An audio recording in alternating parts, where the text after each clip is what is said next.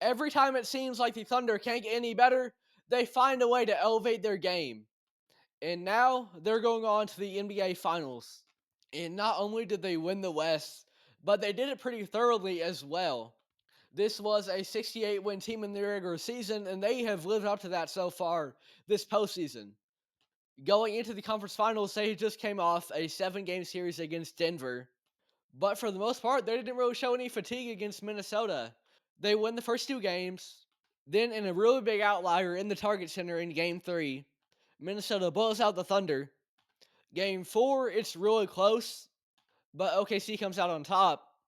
And in Game 5, OKC ices it at home, and they give the Timberwolves a little bit of a taste of their own medicine in terms of a blowout, winning by 30.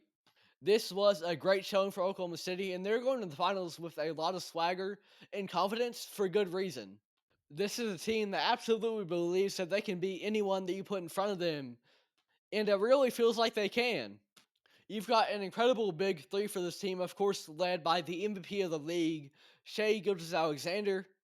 You've got Chet Holmgren, who I've really liked what I saw these last 2 games of the conference finals from him. He looked very, very comfortable. He was being aggressive, stepping into shots. Chet Holmgren looks as good offensively as he ever has. Combine that with his defense ability, his shot blocking ability. There's not many third scoring options better than Chet Holmgren, if any. And then typically the secondary scorer for this team is, of course, J-Dub, Jalen Williams, who at times has flashed inefficiency this postseason, but that's to be expected for someone as young as he is. And with his wingspan, he's able to perform really well both offensively and defensively with that reach. And he does a little bit of everything for you. So even if he's not having his most efficient night, he still remains very, very effective. And I've got a story about J-Dub. So this was the preseason before the start of his rookie year. Now, I was born and raised in Oklahoma. I'm a Minnesota fan because Illumi like their colors, and that was pretty much it. But being in Oklahoma, every year for the preseason, the OKC Thunder, they have one preseason game in Tulsa. And being that's about 30 minutes out from me, I always make it to those games. I sat courtside last year. But in the preseason, leading up to J Dub's rookie year, I was in the concessions, and this kid behind me was talking to his mom. And they were talking about Jalen Williams. And the kid basically had described him as this: the guy who we don't think is going to be very good, but we hope that he's going to be really good. And J Dub has more than lived up to that. He's been very, very good. And as kind of a testament to his ability, for a couple years, Chet Holmgren had been the immediate giant for the Thunder out of that draft class.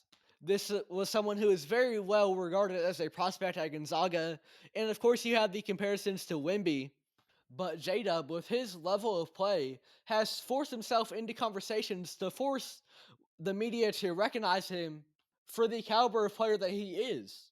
He's the second option for Thunder. He was an all star this past year. J Dub is really, really good. And so now he's not in the shadow of Chet Holmgren. Instead, they're kind of on equal footing because of the ability of both these guys in the way that, especially J Dub, has outperformed his expectations. So that's a very good big three at the helm. Of course, you've got Lou Dort in that starting lineup.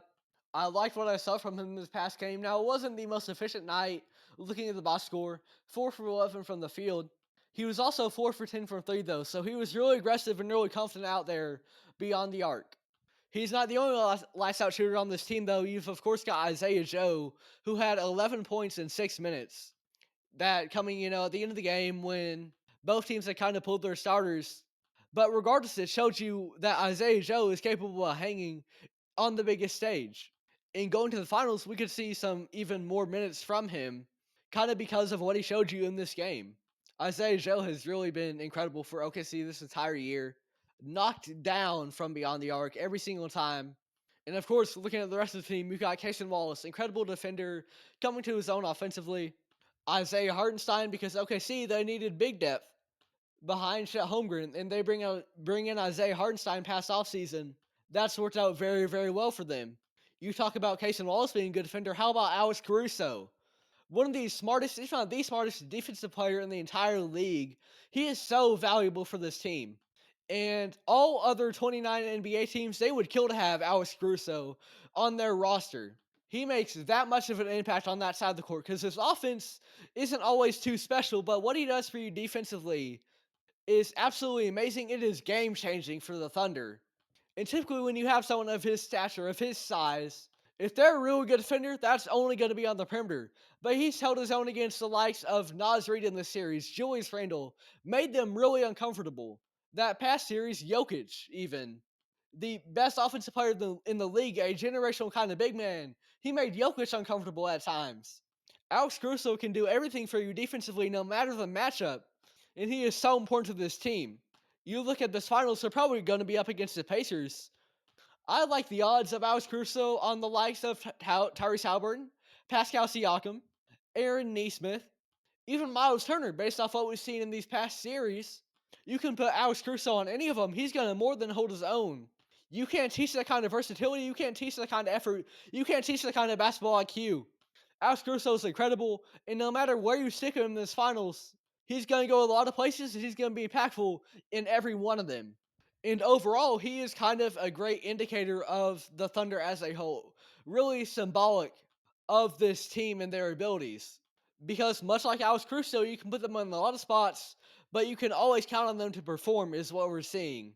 Shai Gilgeous-Alexander, they called him a free throw merchant. J-Dub, they tried to overlook him. Chet Holmgren, they wrote him off after he got hurt. That you can't trust him with his frame. Lou Dort, undrafted. Isaiah Joe, nothing but a bench player. It doesn't matter what is said about the Thunder, they always seem to perform. And yes, some of those criticisms were more widespread than others. But there's always some kind of critique to be had, of course. You can always point to flaws.